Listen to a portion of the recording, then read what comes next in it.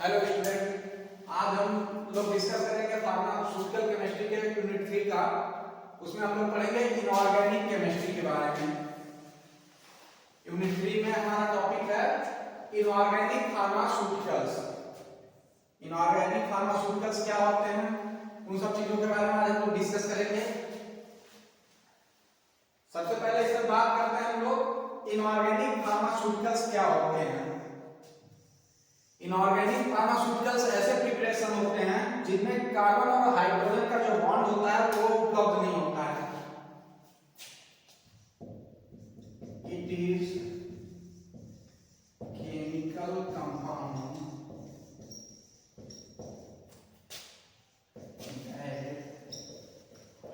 did not carbon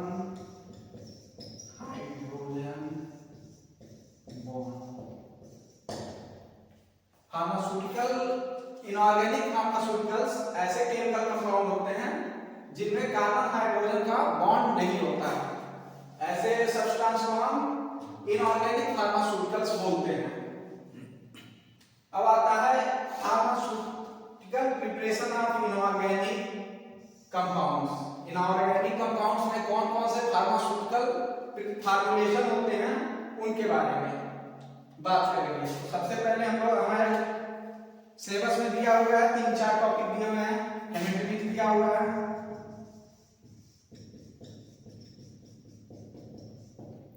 second दिया हुआ है एंटासिड,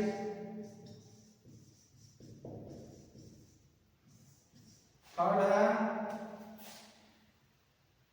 मेडिसिनल गैसेस,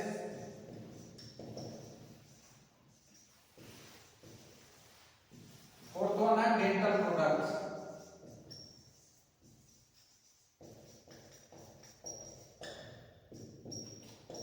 चार फॉर्मुलेशन के बारे में हमें पढ़ना है इनऑर्गेनिक फार्मास्यूटिकल्स में। पहला है मेटेनिक्स, दूसरा है एंटासिड्स, तीसरा मेडिसिनल गैस और चौथा है डेंटल प्रोडक्ट्स। इनऑर्गेनिक कंपाउंड से ये चार मेडिसिनल प्रिपरेशन तैयार किए जाते हैं, जिसमें पहला है हेमेटेनिक्स।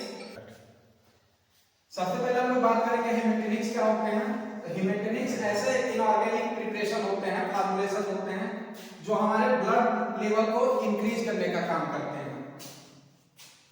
ब्लड लेवल को इंक्रीज करते हैं,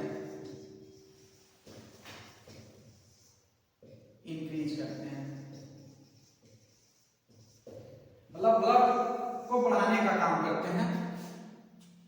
इसमें बहुत सारे एग्जांपल हम पढ़ेंगे आगे चैप्टर में, जैसे ferrous sulphate,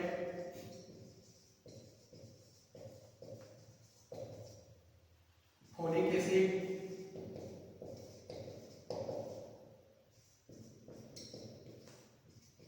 ferric chloride, ETC etcetera. ये सब एग्जांपल, ये सब प्रिपरेशन आते हैं। नॉर्मली आप लोग देखे होंगे कहीं भी फोलिक एसिड की टैबलेट आती है, फेरस सल्फेट की टैबलेट आती है, फेरिक क्लोराइड की टैबलेट आती है। ये सब फॉर्मुलेशन आते हैं हेमेटेनिक्स में जो खून को बढ़ाने का काम करते हैं या खून को गाढ़ा करने का काम करते हैं। एक कंडीशन होता है एनीमिया, जिसमें ब्लड की कमी हो जाती है। एनीमिया, ब्लड लेवल जो है हमारे बॉडी का कम हो जाता है, ऐसे कंडीशन को एनीमिया कहते हैं। एनीमिया की ट्रीटमेंट के लिए हम लोग हेमेटेनिक्स देते हैं। Haematinics is an inorganic compound which can increase our blood level और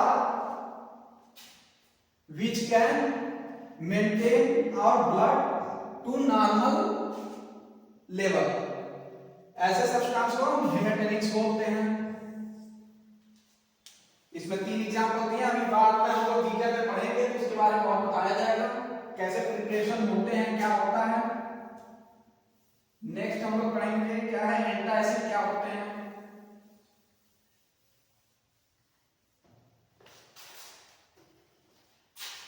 अब आएंगे हम लोग एंटासिड पे।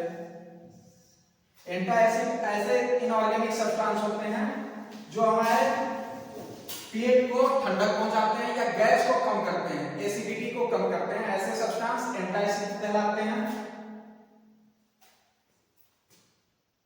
इसमें एग्जांपल में देखेंगे तो हो जाएगा aluminium hydroxide gel,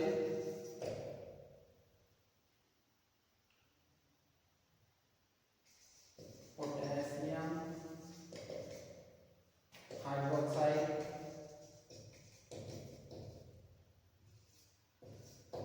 etcetera.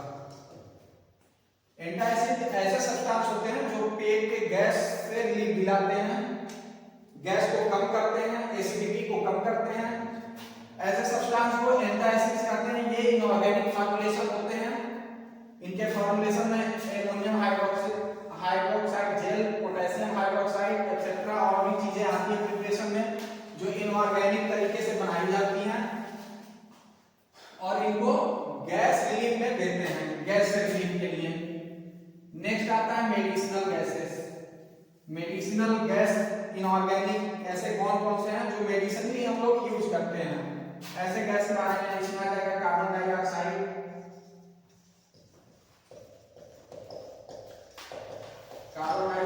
Nitrogen,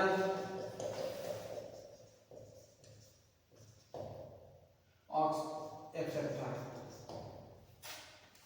carbon dioxide का यूज मेडिसिनल गैस के रूप में होता है। नाइट्रोजन का होता है, फिर वो भी आ जाएगा, नाइट्रिक एसिड भी आ जाएगा, नाइट्रिक गैस।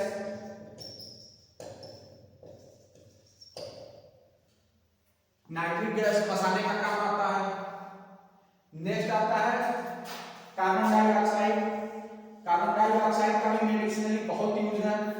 नाइट्रोजन का भी बहुत यूज है। नाइट्रोजन का तो नाइट्रोजन गैस का जब हम लोग बात करते हैं तो उसमें हम लोग एक रिएक्शन लगाते हैं, आप लोगों के सिलेबस में नहीं होगा, बैचलर में, तो उस रिएक्शन में नाइट्रोजन गैस की यूज होती है मेडिसिनल गैस। उसके बाद आएंगे डेंटल प्रोडक्ट्स। बहुत सारे ऐसे डेंटल प्रोडक्ट्स हैं जो इनऑर्गेनिक कंपाउंड से बनाए जाते हैं, like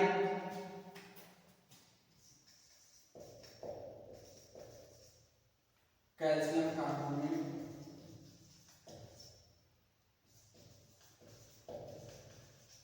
calcium phosphate,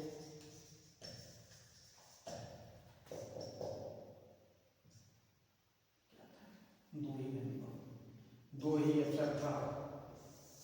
dental product में आएगा calcium carbonate, calcium phosphate. Calcium से बनी हुई सारी टैबलेट, कैल्शियम की जो आती है डेंटल प्रोडक्ट के लिए आती है, बोन्स के लिए आती है।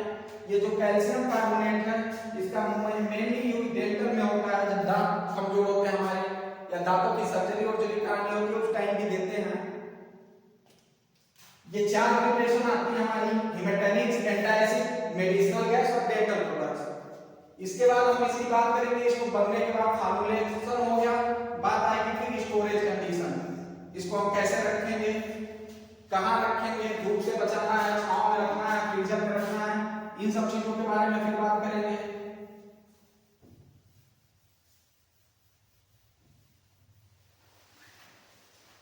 लाइक जैसे आपका फेरस सल्फेट का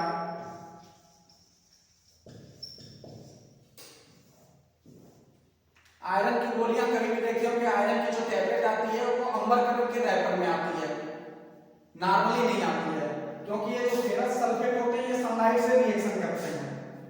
फेरस सल्फेट की जितनी भी टैबलेट हो गई ये सनलाइट से रिएक्शन करती है।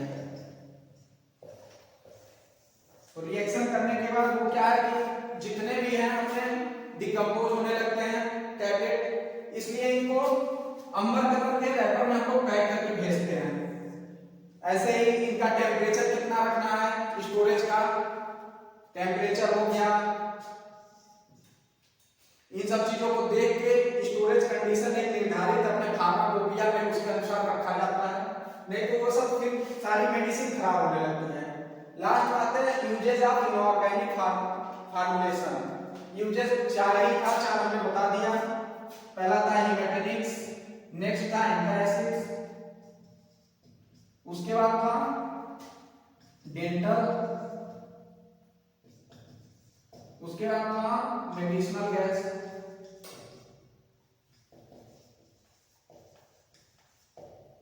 इन 4 जगह यूज करते हैं। और भी बहुत सारे इनऑर्गेनिक फार्मास्यूटिकल आते हैं जो अदर भी यूज होते हैं, उनका हमारे सिलेबस में अभी बताया नहीं गया, पढ़ना नहीं है हम लोगों को, इतना ज्यादा पढ़ना नहीं है। इसके बाद हम लोग अभी पढ़ेंगे हेमेटेनिक्स के बारे में डिटेल में थोड़ा सा। हाँ, तो अब बात करेंगे हम लोग डायरेक्ट हेमेटेनिक्स क्या है। हेमेटेनिक्स इनऑर्गेनिक प्रिपरेशन जो है उसके बारे में।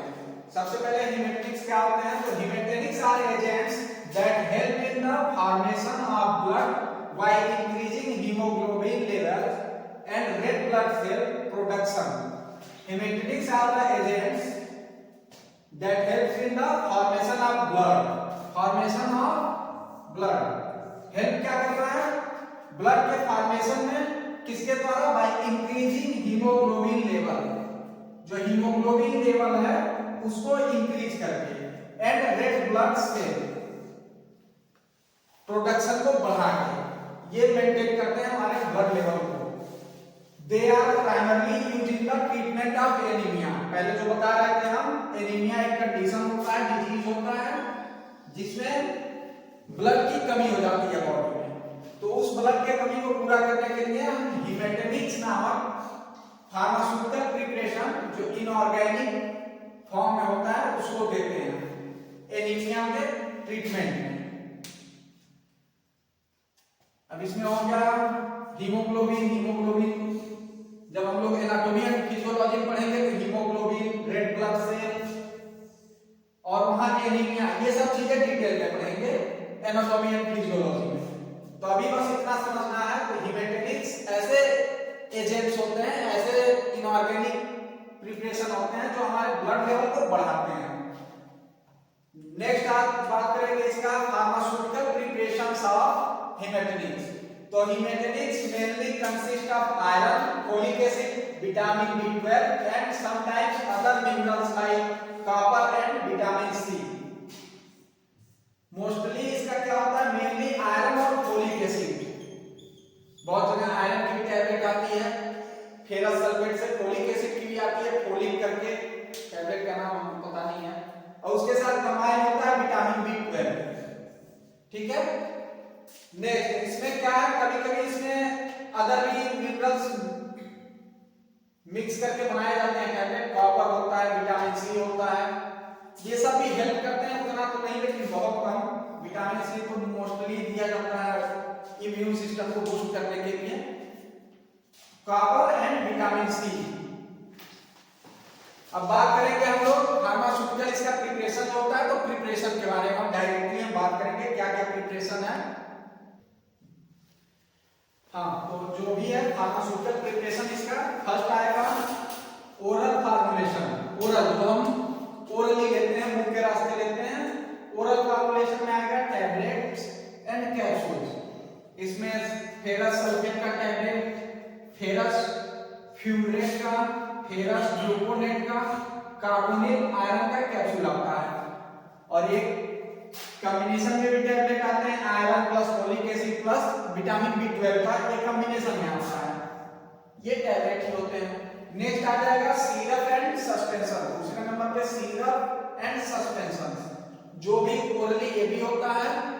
ओरल फॉर्मुलेशन की बात कर रहे हैं, सिरप और सस्पेंशन भी ओरली देते हैं। इसमें आयरन पॉलीमाल्टोज और आयरन सुक्रोज का फॉर्मुलेशन बनता है, सिरप बनेगा या सस्पेंशन बनेगा। ये कॉमनली हम लोग किसके लिए यूज करते हैं, छोटे बच्चों के लिए या जो प्रेग्नेंट वुमेन होती हैं उनके लिए यूज होता है सिरप और सस्पेंशन। बाकी टैबलेट, इसके बाद नेक्स्ट हम लोग बात करेंगे थर्ड टॉपिक जो होगा हमारा पेरेंटल प्रिपरेशन।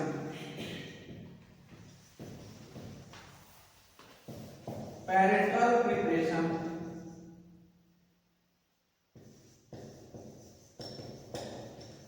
मतलब जो इंजेक्शंस होते हैं इसके बारे में हम लोग बात करेंगे। तो थर्ड था हमारा पेरेंटल फार्मुलेशन या इंजेक्टेबल, जिसको हम इंजेक्ट कर सकते हैं बॉडी में। उसमें पहला हमारा इंट्रामस्कुलर इंजेक्शंस। इंट्रामस्कुलर आईएम जो देखते हैं मसल्स में जो देखते हैं उसको बोलते हैं इंट्रामस्कुलर।